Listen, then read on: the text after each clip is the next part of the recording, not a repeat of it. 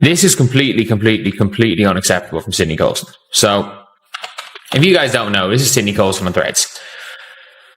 Sid Coulson is a former teammate of Sophie Cunningham and a former teammate of Caitlin Clark and a former teammate of the Indiana Fever. She is comedian, and she has gone basically off the rails. Not off the rails, sorry. She has joined the sisterhood again. Watch that reaction carefully. This doesn't feel like casual commentary anymore. Sydney Coulson's social media post has raised a much bigger question.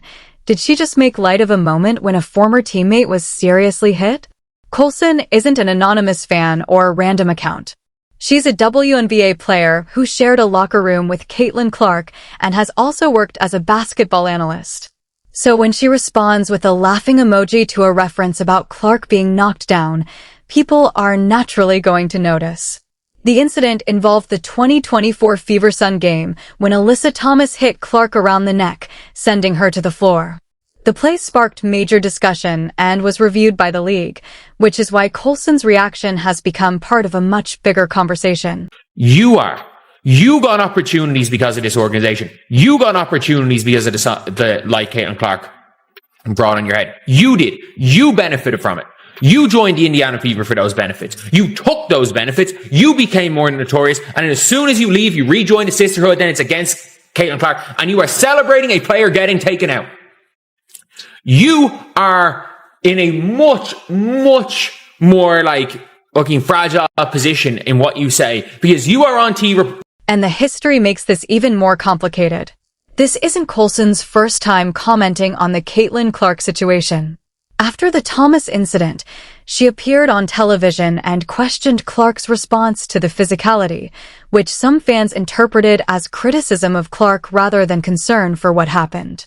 The timing also matters because Coulson was part of the Indiana Fever during the period when Clark transformed the franchise. The Fever went from limited national attention to becoming one of the most talked about teams in women's basketball, with massive increases in attendance, media coverage, and overall visibility. Coulson benefited from that spotlight as well through additional media and entertainment opportunities. That's why fans aren't viewing this latest post in isolation. To them, it's another chapter in a much larger debate about how Caitlin Clark has been treated and how players around her respond when controversy follows her. And someone who is on TV and who has not already essentially villainized Caitlin Clark for, I'm going to be real, getting assaulted. You villainized Caitlin Clark. You villainized a former teammate for getting assaulted, and got called out directly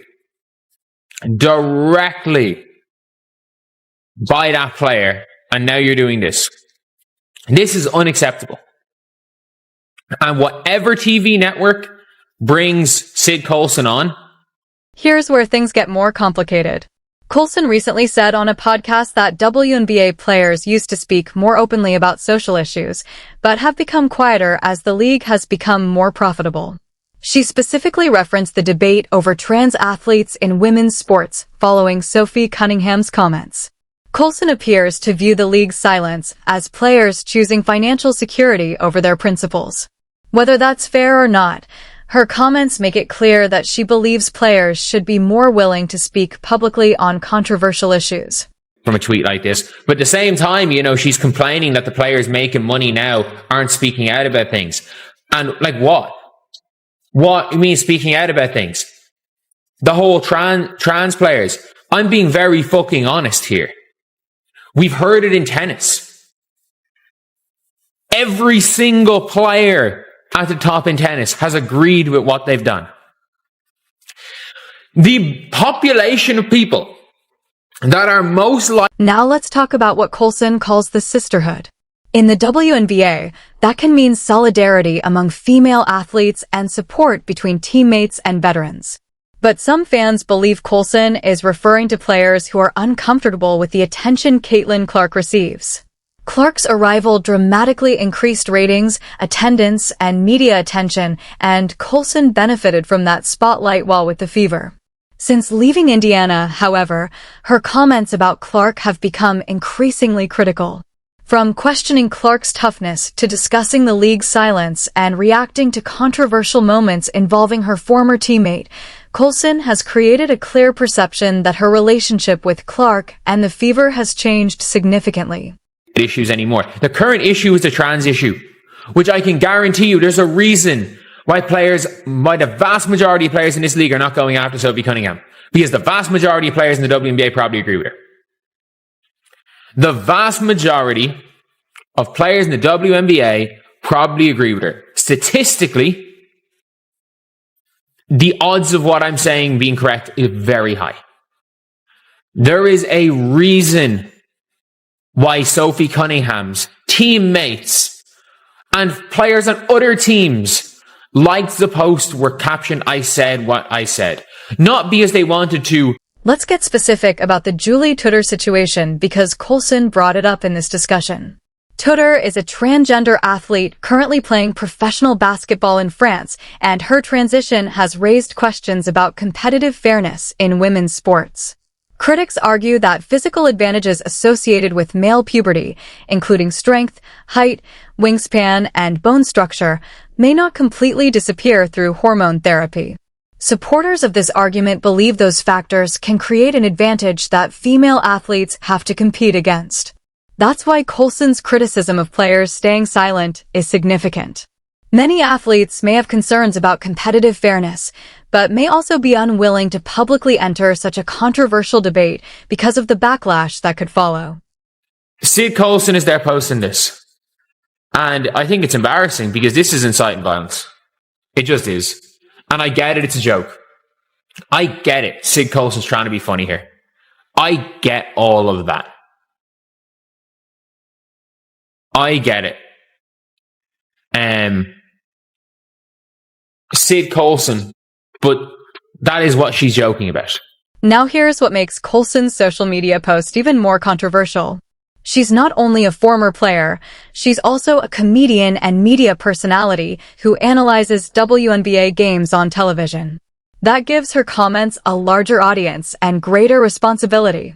When she publicly jokes about a dangerous play involving a former teammate, it can easily be interpreted as more than just a joke. From a network or a sponsor's perspective, that kind of reaction can create uncomfortable questions about professionalism and judgment. Coulson has every right to express her opinions, but public figures also have to understand that their words and reactions can carry professional consequences. Freedom of speech protects what someone can say. It doesn't guarantee that networks, sponsors, or organizations have to endorse or associate themselves with it. Might I add, I was a 5-time national shot put medalist as a kid. Of all things to say, that's not the one insult. In high school, I was like a 55-foot thrower. That's the one thing you can't say about me. But,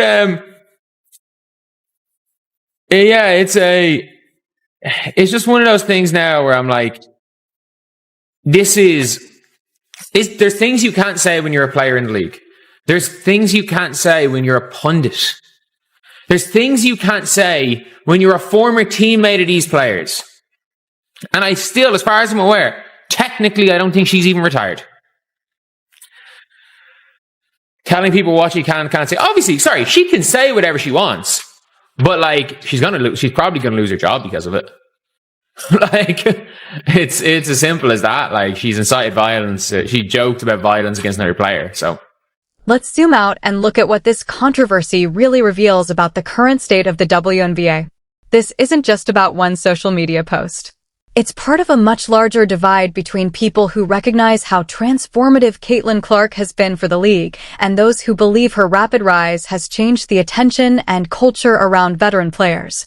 Clark's presence has brought higher ratings, bigger crowds, increased media coverage, and new business opportunities across the league. Even players who don't personally agree with the attention she receives have benefited from that growth. Sydney Coulson's reaction has placed her firmly in the middle of that debate. By publicly engaging with a controversial post involving her former teammate, she created questions about whether personal feelings are influencing her public image. Whether the post was intended as a joke or not, laughing at a play involving a potentially dangerous hit is always going to attract criticism, especially when the person making the comment is also working as a basketball analyst. That's where this could become more complicated for Coulson. As a media personality, she's expected to maintain a certain level of professionalism and credibility. Networks and sponsors don't necessarily expect analysts to agree with every player or every popular opinion, but they do expect them to provide thoughtful and responsible commentary. One controversial post doesn't automatically end a media career, but it can create a lasting perception that becomes difficult to separate from the analyst's work. The bigger question is whether that moment was worth the backlash. Coulson could have ignored the post or kept her feelings private, but she chose to engage publicly, and now she's dealing with the consequences. Every future appearance involving Caitlin Clark could bring renewed attention to the controversy, particularly if viewers question whether her analysis is completely objective. At the same time, the Wnba is already dealing with a complicated transition. The league's traditional identity is being challenged by a massive new audience that came largely through Clark and other emerging stars. That creates tension between established players, new fans, media personalities, and the league itself. For Coulson, the smartest move now may be to focus on basketball and let the controversy fade rather than continue feeding it. Her future in sports media will ultimately depend less on one social media post and more on how professionally she handles the attention that follows it.